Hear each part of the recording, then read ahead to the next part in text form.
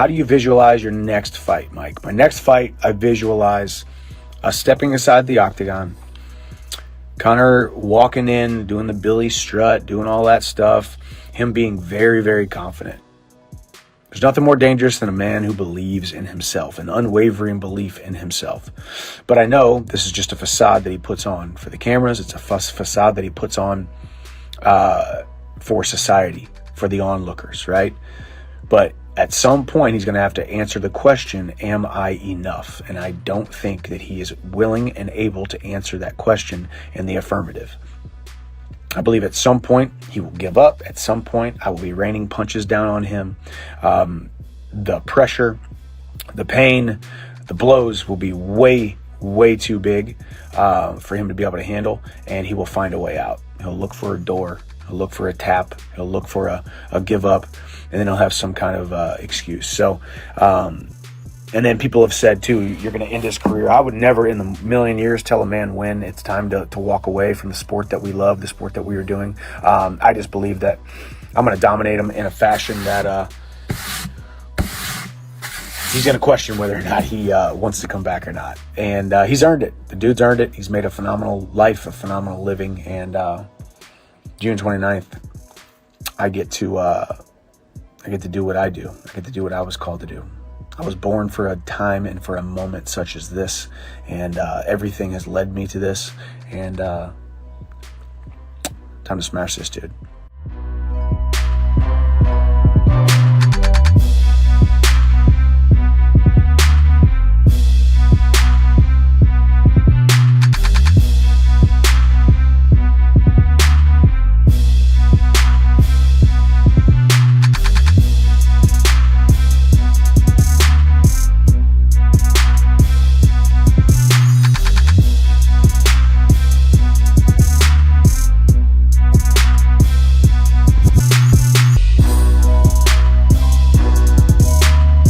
Obviously, Jamahal Hill won the title the month after that, and unfortunately, he had to vacate the belt as well. But Dana White did say that when he's ready, he will get a shot at that. So, if he is next, do you want to sit around and wait for the winner of that, or would you be willing to take one more?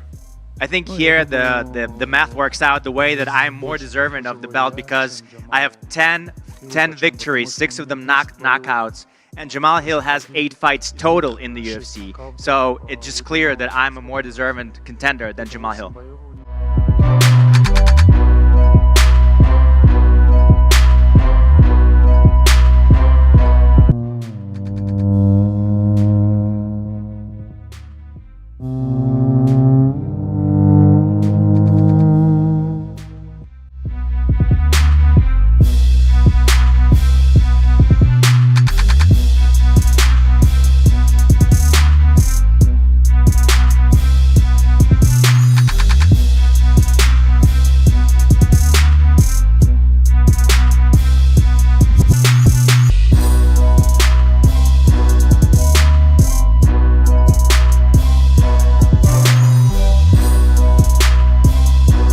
Listen, people ask me about Ankalaev, his next. I say, bro, all I know is like Jamahal Hill, his next, you know.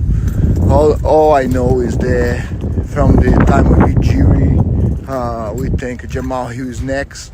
When I say Ankalaev, we see you soon, because I'm thinking Alex with his head in the place, with his right mindset, nothing stop him. His mind on the place, man. He think about the fight, the way that guy is, the strength that he has.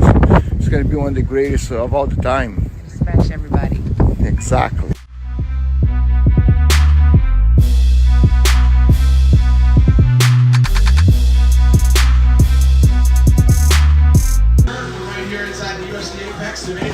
Wow.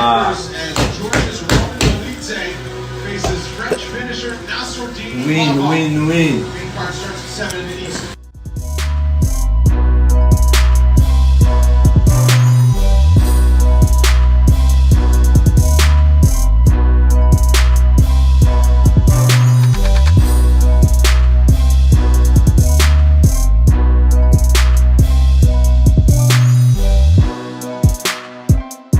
Fortunately for Aspinall, he's going to have to kind of like go backwards in his mind a little bit, because I'm sure in his head he's got John Jones, he's got Stipe Miocic, these monster names. You got the GOAT of the heavyweight division in most people's eyes, and the GOAT of MMA, probably. And then you got the GOAT of MMA and John Jones. These are two big money maker fights for him and huge for his legacy. And guess what? He ain't getting neither one of them. He just was able to look at it. So this interim belt, John Jones he has a good point, man. What does it mean?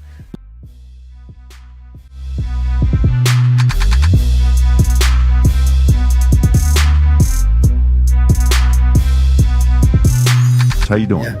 I'm doing good. I mean, I didn't get touched. Look at my face, man. I don't got a scratch on it. You do look good. You have no scratch. How'd you feel about the fight, though? How'd you feel about the fight? I mean, looking at it back, you know, I doubled him in strikes count. You know, I had 5 minutes of control time. He didn't have 1 minute. So I feel like I beat him in the fight. You know, I broke my foot in like the first 30 seconds of the fight that people don't know about yet. Look at me. I don't have a scratch on me. My foot's broken, but I don't have a scratch on me. And bro is just making up stats. I outstruck him in no way. I don't know that he'll end at anything. So I like Colby Covington. I think he's one of the best welterweights that's ever been. I think his cringy persona is fun to watch. I think he trash talks terribly, but I want to hear every word. I like him. That being said, oh my God. I have a rule with my amateurs, with my pros. Listen, if you get hurt in the fight, if you get hurt before the fight, if anything happens, you do not, under any circumstances, make an excuse or express that excuse. I am your coach. I'll tell the world. Then it's not you. And as soon as that fight was over, he blamed the judges. He blamed his broken foot. He blamed the this. He blamed the that. Shut up and take your loss. You didn't win the fight. And then, if enough time has passed, you can say, hey, I broke my foot. Yeah, this happened also. But you got to give it time. You got to let people understand you lost. Do not be making excuses right away, my man.